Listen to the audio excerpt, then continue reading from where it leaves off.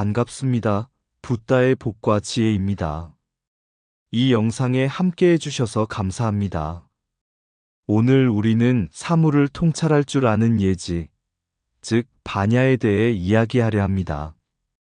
부처님께서는 이 세상을 올바르게 보고 참된 깨달음을 얻기 위해서는 단순한 지식이 아닌 깊은 통찰, 곧 반야의 지혜가 필요하다고 말씀하셨습니다. 이 영상에서는 개정의 중에서도 마지막 단계인 해, 곧 반야의 진정한 의미와 그것이 우리 삶에 어떤 깨달음을 주는지 함께 살펴보겠습니다. 우리가 살아가는 이 세상, 그 이면에 깃든 진리를 꿰뚫어보는 반야의 눈을 함께 열어보시죠. 자, 그럼 사물을 통찰할 줄 아는 예지, 이걸 반야라고 부른다. 그 여정을 함께 해볼까요? 꽃 한 송이에 담긴 진리. 어느 날 부처님께서 영취산에 오르셨습니다. 많은 제자들이 둘러앉아 설법을 기다리고 있었습니다. 그러나 그날 부처님은 아무 말씀도 없이 그저 한 송이 연꽃을 조용히 들어 보이셨습니다. 모두가 의아해하고 침묵에 빠졌을 때 단 한 사람, 가섭존자만이 미소를 지었습니다. 그 순간 부처님께서 말씀하셨습니다. 나는 정묵의 진리 사물의 참모습을 가섭에게 전하노라. 말로 전할 수 없는 깨달음이 그 마음에 전해졌도다. 이 짧은 일화는 말로 설명되지 않는 오직 직관과 통찰 반야로만 알 수 있는 진리를 상징합니다.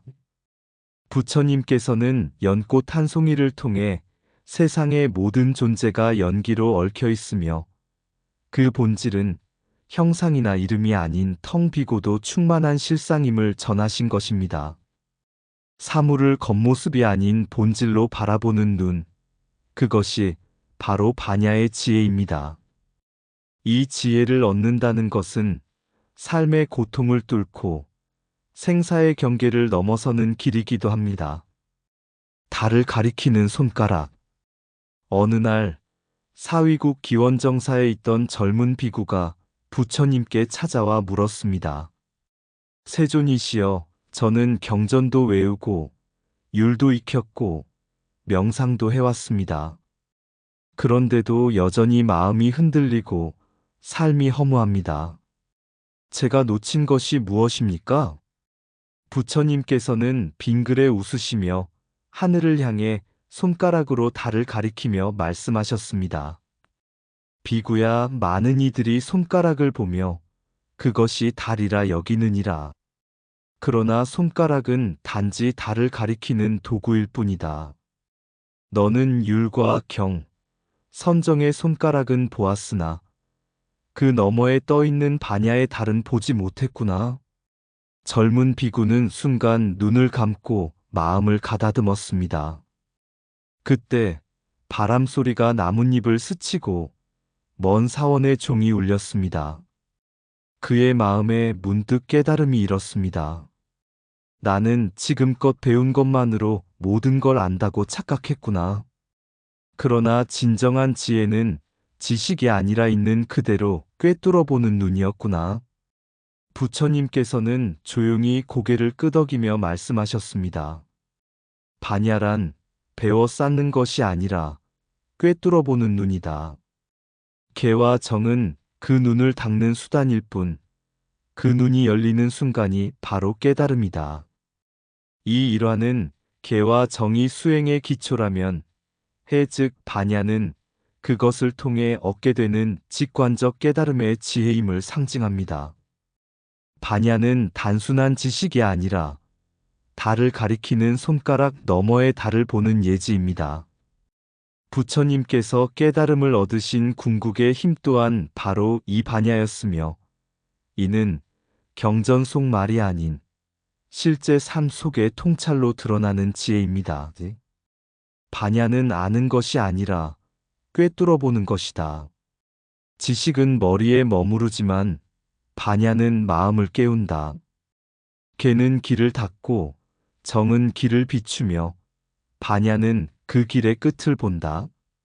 말은 진리를 설명하지만 반야는 진리를 직접 본다.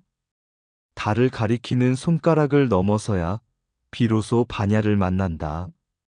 반야는 사물의 겉을 벗기고 본질의 심연을 드러낸다.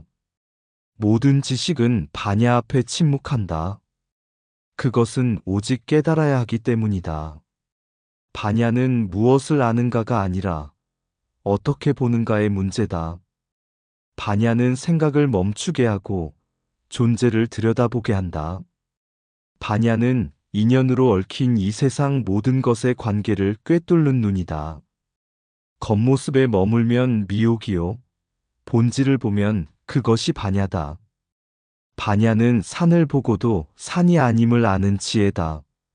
모든 수행은 반야로 향하고 모든 고통은 반야로 해소된다. 진리는 말로 다하지 못하고 반야는 말 없이 다 보여준다. 반야는 삶과 죽음의 경계를 넘어선 초월의 눈이다. 연잎 위에 이슬방울. 어느 날 한 비구가 부처님께 물었습니다. 세존이시여, 저의 마음은 자주 외롭습니다. 아무리 수행을 해도 이 세상에서 제가 혼자인 것 같고 삶이 텅 비어 있는 듯합니다. 이 세상은 저와 어떤 관계가 있습니까? 저는 어디에 속한 존재입니까? 부처님께서는 말없이 한 연못가로 그를 데려가셨습니다. 연잎 위에 맺힌 작은 이슬방울을 가리키며 조용히 말씀하셨습니다. 저 이슬방울은 홀로 떠 있는 것 같지만 공기와 바람과 햇빛, 그리고 물과 땅이 함께 있어야만 태어나는 것이다. 이슬방울 하나에도 무수한 인연이 깃들어 있느니라. 너 또한 그러하다. 비구는 말없이 연잎을 바라보았습니다. 햇빛이 스며들고 바람이 불자 이슬방울이 연잎 위를 따라 흔들리다 물속으로 떨어졌습니다. 부처님께서 다시 말씀하셨습니다. 이 세상에 홀로 존재하는 것은 없다. 보이지 않지만 모든 것은 이어져 있다. 너는 이 세상과 끊을 수 없는 인연으로 얽혀 있는 존재이다. 이를 꿰뚫어 보는 지혜가 바로 반야다. 이 일화는 인과와 연기의 원리를 반야의 눈으로 통찰하는 이야기입니다. 우리는 나와 세상이 따로 존재한다고 착각하지만 모든 존재는 서로의 원인과 조건 속에서 함께 살아가는 실존적 관계임을 보여줍니다. 이는 부처님의 가르침과 20세기 실존 철학자들이 말한 관계 속 존재, 즉 타자 없이 존재할 수 없는 나와 깊이 연결됩니다. 반야는 그 얽힘을 꿰뚫어 보고 모든 존재를 연민과 자각의 눈으로 바라보게 합니다. 이 세상에 홀로 존재하는 것은 없다. 모두가 인연으로 이어져 있다. 보이지 않는 실존의 그물망을 꿰뚫어 보는 지혜, 그것이 반야다. 나의 삶은 나 혼자 만든 것이 아니며 그 또한 모두와 연결된 결과다. 타인이 아프면 나도 아프다. 그것이 존재의 실상을 꿰뚫는 반야의 눈이다. 모든 인연은 우연이 아니라 오래된 원인과 조건의 귀결이다. 세상을 있는 그대로 본다는 것은 모든 관계를 함께 본다는 것이다. 반야는 존재를 나누지 않고 연결하여 본다.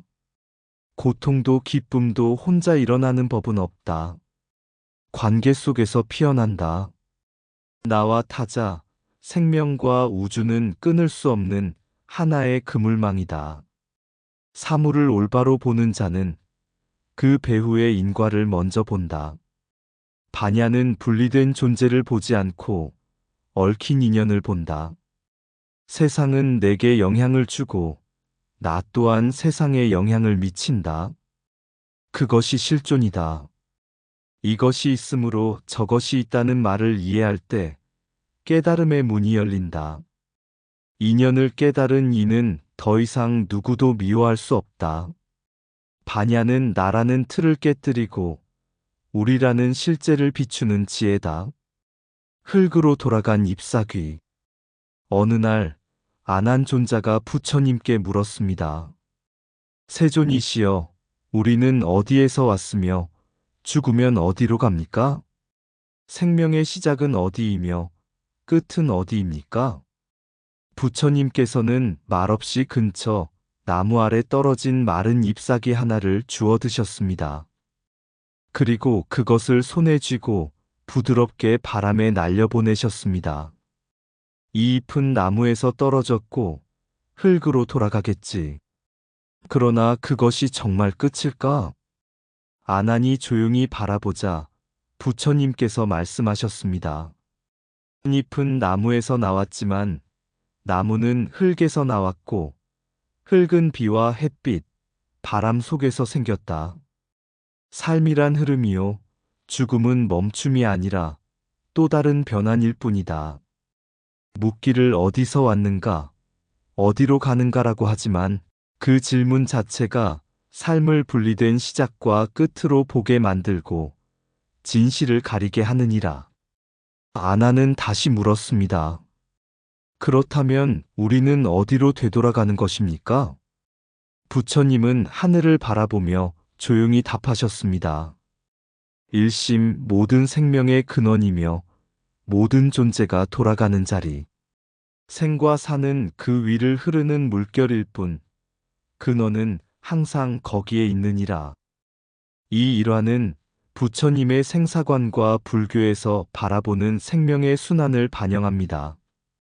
생명은 단절된 것이 아니라 끊임없이 변화하는 무상의 흐름 속에 있으며 생과 사를 초월한 자리, 곧 일심에서 비롯되고 거기로 되돌아갑니다. 질문이 틀리면 답도 없다는 부처님의 가르침처럼 삶과 죽음을 고정된 시작과 끝으로 묻는다면 우리는 진실을 놓치게 됩니다. 반야의 지혜란 그 흐름 전체를 꿰뚫어보고 생사의 너머를 자각하는 깨달음입니다. 삶은 시작이 아니고 죽음은 끝이 아니다. 모든 것은 흐름이다. 묻기를 멈출 때 생사의 너머가 열린다. 죽음은 사라짐이 아니라 다른 이름의 귀환이다. 무엇으로 왔고 어디로 가는가를 묻지 말라. 이미 그 자리에 있느니라. 반야는 생을 넘어보고 사를 두려워하지 않는다. 일심은 태어남도 없고 사라짐도 없는 참된 자리다. 태어남이 있으면 죽음이 있고 죽음이 있으면 다시 태어남이 있다. 그러나 그것에 집착하지 않는 것이 깨달음이다. 삶과 죽음은 마주보는 거울일 뿐 본래 다르지 않다. 모든 생은 본래 있던 곳으로 돌아갈 뿐이다. 그것이 일심이다.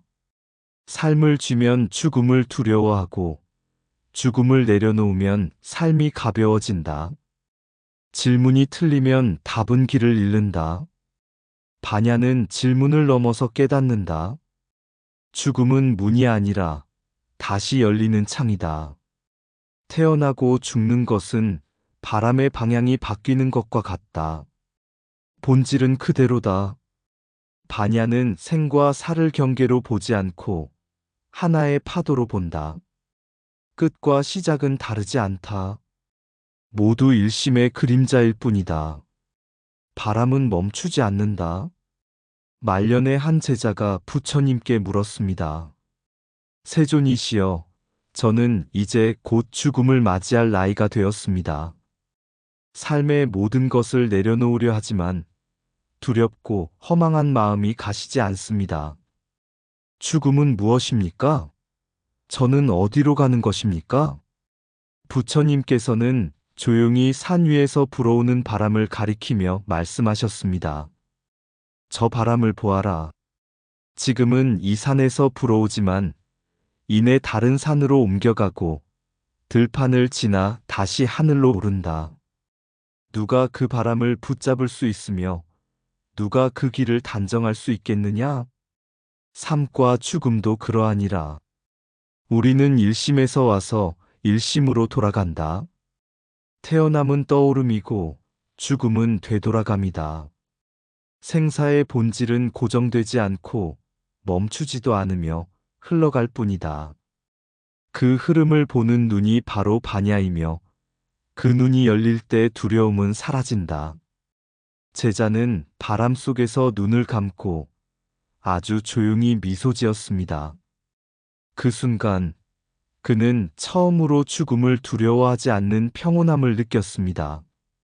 이 마무리 일화는 반야의 지혜가 생과 사의 문제에 대한 단순한 해답이 아니라 질문을 초월한 평온함과 실존의 수용임을 드러냅니다. 부처님은 생사의 이치를 따지기보다는 그것을 흐름으로 보고 껴안는 지혜를 강조하셨습니다. 그리고 그 통찰은 결국 모든 존재가 돌아가는 하나의 자리, 일심으로 향합니다. 저것은 무엇인가 묻는 마음, 겉만 보고 지나가는 눈을 멈추고 깊은 곳까지 들여다보는 예지요. 그 이름 반야, 사물의 속살을 꿰뚫는다. 먼지 낀 거울 같은 세상 속 본질을 묻는 이는 적고 허울에 속는 이들은 많지만 반야는 물질 넘어 진실을 비춘다. 관계는 실존, 얽히고 설킨 실타래. 이것이 있으므로 저것이 있고 보이지 않으나 존재하는 연의 고리. 한 점도 헛되지 않은 우주의 이치. 나는 누구이며 어디서 왔는가? 죽음은 끝인가? 삶의 문턱인가? 그러나 부처님 말씀하시네. 묻는 것이 곧 무명이니 그 시작과 끝을 쫓지 말라 하셨네. 생명의 근원은 하나요. 일심에서 와서 일심으로 돌아가니 나고 죽음도 거슬러 보면 그저 하나의 파도일 뿐. 그러니 우리는 반야로 사물을 통찰하고 관계 속 실존을 꿰뚫으며 생명의 바다를 건너는 깨침의 길을 걸어야 하리. 바로 그 길이 부처님께서 가르치신 진리의 길이요. 우리 모두가 도달해야 할 지혜의 극치 반야로다. 이상 붓다의 복과 지혜였습니다. 오늘도 복지 구족한 날 되세요. 구독과 좋아요는 붓다의 복과 지혜를 밝히는 큰 자비의 등불이 됩니다.